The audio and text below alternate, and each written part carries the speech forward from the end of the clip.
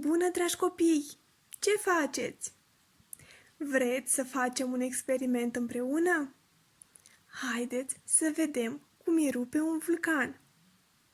Pentru acest experiment avem nevoie de o sticlă, de oțet, bicarbonat și colorant alimentar.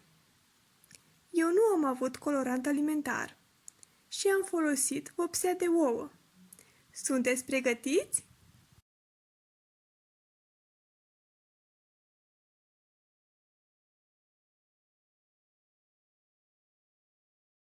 Astăzi ne aflăm pe continentul Americii.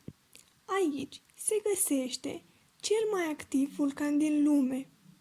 El se numește Sangay din America. El înregistrează în medie cam o erupție pe zi.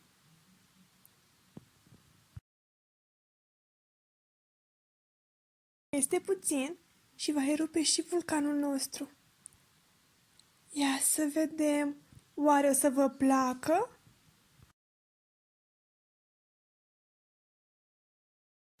Unu,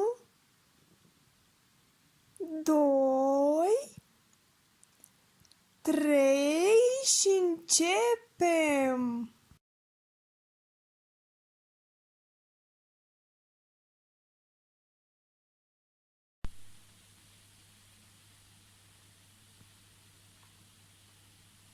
Dragii mei, v-a plăcut experimentul făcut de mine?